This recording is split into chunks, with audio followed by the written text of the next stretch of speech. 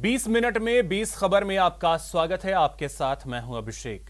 हम अगले 20 मिनट में आपको देश दुनिया की 20 ऐसी खबरें बताने वाले हैं जो इस वक्त न केवल सुर्खियों में हैं बल्कि दिलचस्प और अहम भी हैं।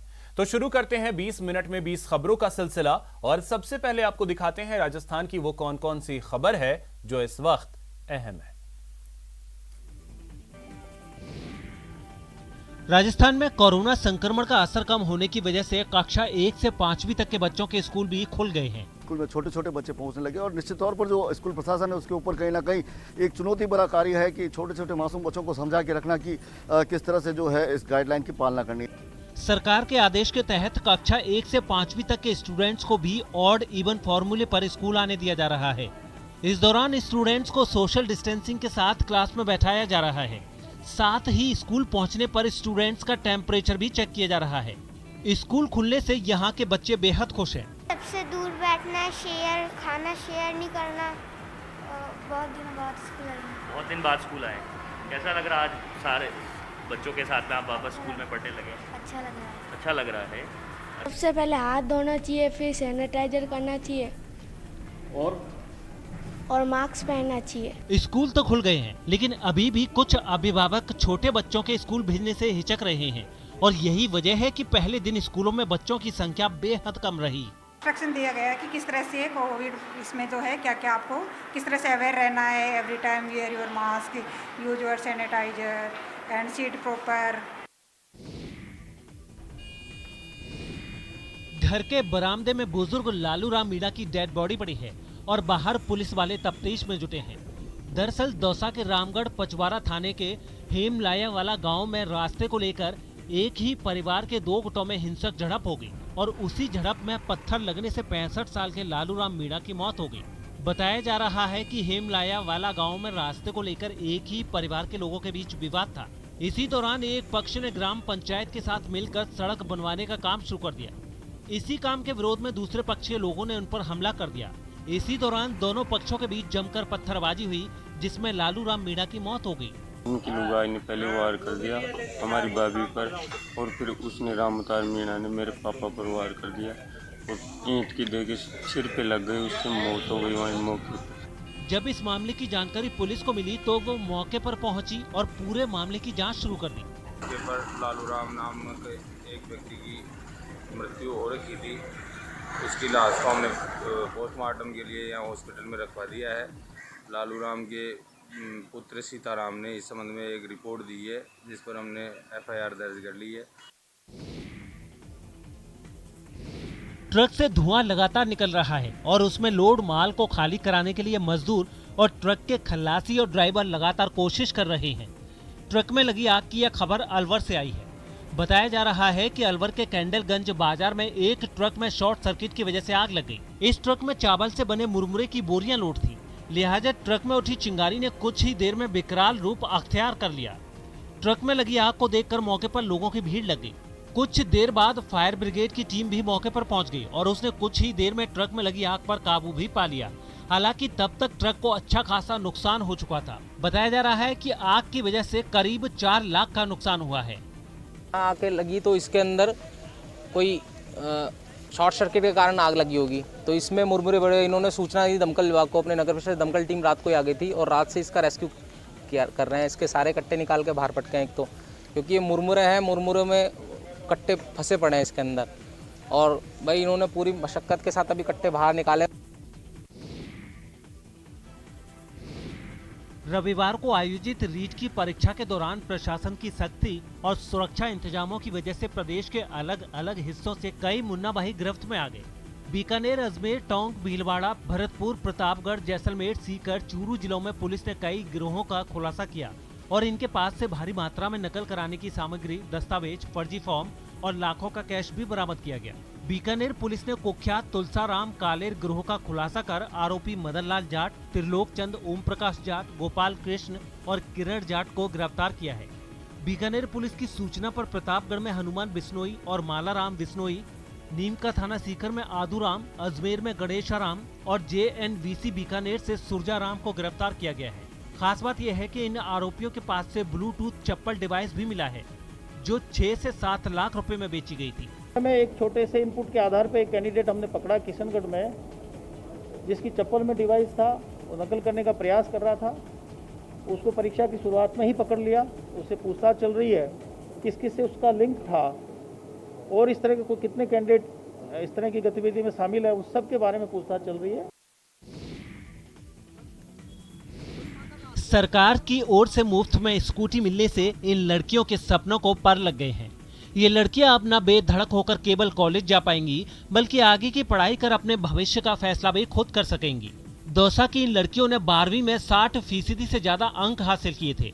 लिहाजा मुख्यमंत्री के माडा योजना के तहत अनुसूचित जनजाति वर्ग की इन लड़कियों को स्कूटी दी गई है। वो स्कूल हमसे कम से कम 5 किलोमीटर दूर थी, जाने में बहुत तकलीफ होती थी। हम पैदल जाते थे और फिर हमने सरकारी कॉलेज में महुआ एडमिशन हुआ। वहीं सरकारी कॉलेज थी, तो घर की परिस्थिति के कारण हम इस कॉलेज में नहीं जा पा रहे थे। इसी कारण स्कूटी मिलने से हम कॉलेज में जा पाएंगे। 12th में 75% बने और हमें पैदल चलने में परेशानी आती, कोई बस भी नहीं थी, पैदल आते थे और अब स्कूटी मिल जाएगी तो हम उससे आ सकते हैं। इस बार दौसा में 523 अनुसूचित जनजाति वर्ग की लड़कियों ने 12वीं में 60% से ज्यादा अंक हासिल किए हैं। बारी बारी से 50 से 60 की संख्या में इन सभी लड़कियों को स्कूटी दी जानी है और इस बार इन सभी लड़कियों का नंबर आया है।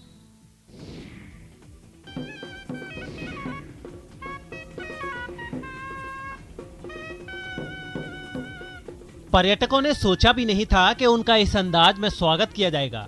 उनके लिए ढोल और शहनाई बजाई जाएगी, उन्हें फूलों की माला पहनाई जाएगी। पर्यटकों के ग्रैंड वेलकम की ये तस्वीरें भरतपुर के केवलादेव राष्ट्रीय उद्यान से आई हैं। वर्ल्ड टूरिज्म डे के मौके पर जो भी सैलानी केवलादेव राष्ट्रीय उद्यान घूमने आए, उनका भव्य स्वागत किया गया।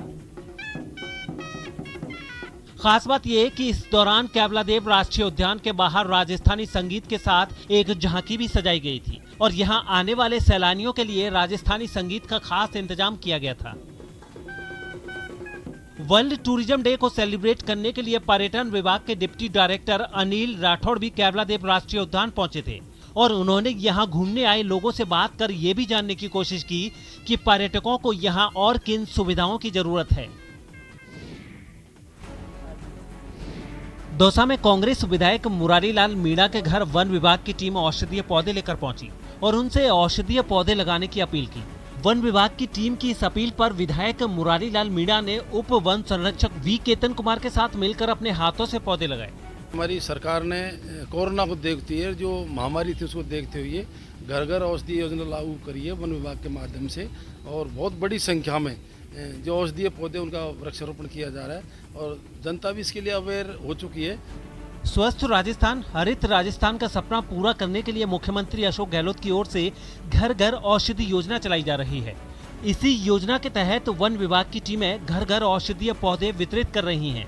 दौसा जिले में 1,45,000 से अधिक परिवारों तक औषधीय पौधे पहुंचाने का लक्ष्य है। पहले साल में 50% परिवारों तक पौधे पहुंचाने का टारगेट रखा गया है। खास बात यह है कि पहले साल के टारगेट को यहां पूरा भी कर लिया गया है। हमारे पास टोटल डिस्ट्रिक्ट में 50% हाउस होल्ड्स का टारगेट था, 1,45,601 फैमिलीज़ का।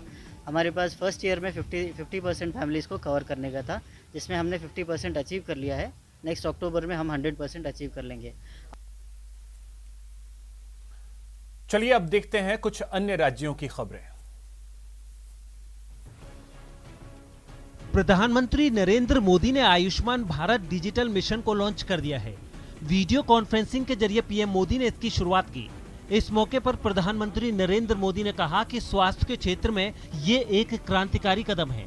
उन्होंने ये भी कहा कि देश की गरीब और मध्यम वर्गीय लोगों के इलाज में इस योजना ने अहम भूमिका निभाई है और अब डिजिटल फॉर्म में आने से इसका विस्तार हो रहा है। इन सभी नागरिकों इस तरह की परेशानी से मुक्ति दिलाने में आयुष्मान भारत डिजिटल मिशन बड़ी भूमिका निभाएगा। साथियों, आयुष्मान भारत डिजिटल मिशन अब पूरे देश के अस्पतालों के डिजिटल हेल्थ सॉल्यूशंस को एक दूसरे से कनेक्ट करेगा। इस योजना के तहत देश के हर नागरिक की हेल्थ आईडी तैयार की जाएगी। आपको बता दें कि आयुष्मान भारत डिजिटल मिशन की पायलट परियोजना की घोषणा प्रधानमंत्री नरेंद्र मोदी ने पिछले साल स्वतंत्रता दिवस के मौके पर की थी। उसी घोषणा के तहत आयुष्मान भारत डिजिटल मिशन की शुरुआत की गई है। आयुष्मान भारत डिजिटल मिशन को देश के स्तर पर उस समय रोल आउट किया गया है जब आयुष्मान भारत प्रधानमंत्री जन आरोग्य योजना की तीसरी वर्षगांठ मनाई जा रही है। प्रधानमंत्री नरेंद्र मोदी अमेरिका दौरे से लौटने के बाद रविवार की शाम करीब 8:45 बजे सेंट्रल विस्टा प्रोजेक्ट के तहत बन रहे नए संसद भवन का निर्माण कार्य देखने पहुंच गए। उन्होंने कंस्ट्रक्शन साइट पर करीब 1 घंटे का वक्त बिताया। ये पहला मौका है जब पीएम मोदी निरीक्षण करने यहां पहुंचे थे। पीएम के इस दौरे की जानकारी किसी को भी पहले से नहीं थी। ऐसे में जब पीएम मोदी रात करीब 8:45 बजे निर्माण स्थल पर पहुंचे तो कई लोग हैरान रह गए। पीएम मोदी ने मौके पर पहुंचकर सिर्फ निर्माण कार्य का निरीक्षण ही नहीं किया, बल्कि उन्होंने उन मजदूरों से भी विस्तार से बात की जो दिन रात इस प्रोजेक्ट को समय रहते पूरा करने की कोशिश कर रहे हैं। मजदूरों के अलावा पीएम मोदी ने वहां मौजूद अधिकारियों के साथ भी बातचीत की। उन्होंने प्रोजेक्ट को लेकर हर बारीकी को समझने की कोशिश की और कई तरह के सवाल जवाब भी लगातार करते रहे। इन तस्वीरों में पीएम को एक नक्शे के जरिए प्रोजेक्ट के बारे में विस्तार से बताया जा रहा है। आपको बता दें कि central Vista project PM Modi का ड्रीम प्रोजेक्ट है। नए संसद भवन में लोकसभा और राज्यसभा कक्षों के अलावा एक भव्य संविधान कक्ष भी बनाया जा रहा है। इसमें भारत की लोकतांत्रिक विरासत से लोगों को रूबरू कराया जाएगा। लड़का नशे में धुत है। दोनों हाथों में चाकू लेकर इस कदर लहरा रहा है मानो उस पर भूत सवार हो।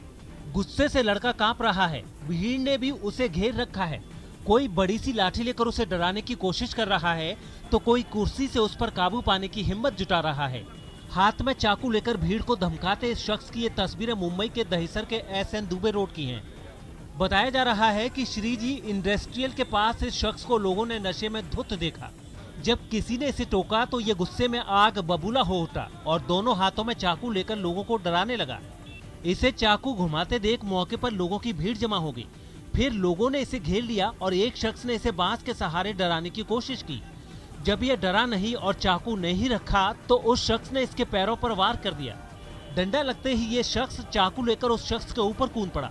इससे पहले कि ये उस पर हमला कर पाता, भीड़ ने इसे दबोच लिया और जमीन पर गिरा दिया। इसके बाद कुछ लोगों ने इसकी पिटाई भी कर दी। हालांकि तब तक पुलिस वाले भी मौके पर पहुंच गए थे और उन्होंने इस नशेड़ी को अपने कब्जे में ले लिया और पूरे मामले की जांच शुरू कर दी। ये बिहार के छपरा के सलहा गांव की तस्वीर है, जहां खुलेआम लाठीबाजी हो रही है। गुस्से से आग बबूला ग्रामीण एक दूसरे पर लाठियां बरसाए जा रहे हैं। दरअसल सलहा गांव के दो गुटों के बीच लंबे अरसे से विवाद चला आ रहा है। इसी विवाद ने अचानक नया मोड़ ले लिया तो दोनों गुट एक बार फिर सरेआम आपस में भिड़ गए। इन लोगों ने एक दूसरे पर जमकर लाठियां बरसाई, पत्थरों से वार किया। इतने से मन नहीं भरा तो लात घूंसे भी बरसाए। तभी कुछ युवकों ने घर का दरवाजा खोलकर हमला करना चाहा तो महिलाओं ने भी मोर्चा संभाल लिया और लाठियों से उन्हें खदेड़ने लगी। सलहा गांव का ये मोहल्ला घंटों जंग का मैदान बना रहा, जहां दोनों तरफ से जमकर लाठियां बरसी तो लाठियों की चोट खाकर 3 ग्रामीण गंभीर रूप से घायल भी हो गए। दोनों गुटों ने गरका थाने में एक दूसरे पर एफआईआर दर्ज कराई है। केरल के कर्नूल से हैरान करने वाली तस्वीरें सामने आई हैं। वहां फर्नीचर के एक गोदाम में अचानक आग भड़की और फिर चंद मिनटों में आग ने पूरे गोदाम का हुलिया बदल दिया। 2 मंजिला इमारत से आग की उठती लपटों ने सबको डरा दिया। ये आग इतनी भयंकर थी कि पूरी की पूरी दुकान काली पड़ गई। गोदाम में लगी आग की वजह से आसपास की दुकानों पर भी खतरा मंडराने लगा और पूरे बाजार में हाहाकार मच गया। हालांकि जानकारी मिलते ही वहां फायर ब्रिगेड की एक टीम पहुंच गई। इस टीम ने थोड़ी ही देर में मोर्चा संभाल लिया और गोदाम पर पानी की बौछार शुरू कर दी। आग की लपटों पर पानी पड़ते ही वहां से इतना धुआं उठा कि धुएं के बादल बन गए। कई दमकल कर्मियों ने आग पर काबू पाने के लिए घंटों मशक्कत की, तब कहीं जाकर उसे बुझाया जा सका। इस आग की वजह से किसी को कोई चोट तो नहीं आई, लेकिन फर्नीचर के गोदाम के मालिक को लाखों का नुकसान जरूर हो गया। बताया जा रहा है कि गोदाम में रखा सारा सामान बर्बाद हो चुका है। गुजरात के कुछ जिलों में हो रही लगातार बारिश से बाढ़ जैसे हालात बन गए हैं। राज्य के जिन जिलों में इस बारिश का सबसे ज्यादा असर देखने को मिला है, उनमें बनासकांठा भी शामिल है। बनासकांठा में कुछ ही घंटे में इतनी बारिश हुई कि नदियां और नाले उफान पर आ गए और पानी ने रिहायशी इलाकों में घुसकर उथल-पुथल मचा दी। वहां से सामने आई तस्वीर में एक नाले का पानी पूरी ताकत से गलियों में बहता नजर आया, जिसे देख आसपास मौजूद लोग सहम गए। बनासकांठा के दूसरे इलाकों में भी कमोबेश कुछ ऐसे ही हालात दिखाई दिए। ज्यादातर सड़कें तालाब की तरह नजर आ रही थीं और जो लोग रोजमर्रा के कामकाज के लिए अपने घरों से निकले, उन्हें पानी से भरी इन सड़कों से होकर गुजरना पड़ा। 3 घंटे में 5 इंच बारिश होने के कारण सर्वत्र जलबंबाकार जैसी स्थिति हो गई है। सब दुकानों में 5 से 7 फुट पानी घुस गया है। आप देख सकते हो यहाँ पर जो करियाना की जो दुकान थी वो सब पानी में गरका हो गए। उधर छोटा उदयपुर जिले से भी ऐसी ही तस्वीरें सामने आई। वहां भी बारिश के पानी ने रिहायशी इलाकों में लोगों की मुसीबत बढ़ा दी, जबकि सड़कें भी किसी नहर की तरह नजर आने लगी। मौसम विभाग का अनुमान है कि आने वाले कुछ दिन इसी तरह बारिश का दौर राज्य के कुछ जिलों में जारी रह सकता है। उत्तर प्रदेश के उन्नाव में गरीब कल्याण मेले के दौरान जमकर हंगामा हुआ। वहां बीजेपी विधायक ब्रजेश रावत और हंसनगंज ब्लॉक प्रमुख मीरा यादव के बीच जोरदार बहस हो गई। बताया गया है कि बीजेपी विधायक मंच पर दूसरे दलों के नेताओं की मौजूदगी पर भड़क गए और वो कार्यक्रम छोड़कर जाने लगे, जिन्हें वहां मौजूद अधिकारियों ने समझाने की कोशिश की, मगर विधायक ब्रजेश रावत अपनी बात पर अड़े रहे। राजेश कुमार झा को प्रताड़ित करके जबरदस्ती सरकारी मंच को कब्जा किया गया। बीजेपी विधायक के इस रवैये को देखकर ब्लॉक प्रमुख मीरा यादव नाराज हो गई और उन्होंने सरकारी कार्यक्रम का हवाला देकर मंच पर बैठे दूसरे दलों के नेताओं की मौजूदगी को सही ठहराया। इस बात का समर्थन उन लोगों ने भी किया जिनकी मंच पर मौजूदगी विधायक को रास नहीं आई। देखते ही देखते दोनों पक्षों में बहसबाजी काफी बढ़ गई और गरीब कल्याण मेले में आए लोग ये देखकर हैरान रह गए। हालांकि वहां मौजूद जिले के अधिकारियों ने मामले को शांत कराने की बहुत कोशिश की, लेकिन उनकी इस कोशिश का कोई असर होता नहीं दिखा और काफी देर तक दोनों पक्षों में इसी तरह बहस होती रही। काफी देर चले हंगामे के बाद आखिरकार विधायक ब्रजेश रावत कार्यक्रम को छोड़कर वहां से चले गए। उत्तर प्रदेश के जालौन में एक दरगाह पर कब्जा करने के लिए 2 गुटों में मारपीट हो गई। दोनों गुटों में पिछले कुछ समय से विवाद चल रहा था और जब ये विवाद बातचीत से नहीं सुलझा तो एक गुट के लोगों ने दरगाह पर धावा बोल दिया और वहां मौजूद दूसरे गुट के लोगों को खदेड़ दिया। हंगामा बढ़ा तो कई पुलिस वाले भी घटना वाली जगह पर पहुंच गए और दोनों पक्षों को शांत कराने में जुट गए। लेकिन इन लोगों को शांत कराना पुलिस वालों के लिए आसान नहीं रहा, क्योंकि दोनों तरफ के लोग भड़के हुए थे। इसलिए पुलिस वालों ने उन लोगों पर सख्ती बरती और दरगाह पर कब्जा करने के इरादे से वहां पहुंचे लोगों को हिरासत में लेना शुरू कर दिया। आपस में झगड़े की स्थिति हुई, तत्काल पुलिस पहुंच गई मौके पर और स्थिति को शांति व्यवस्था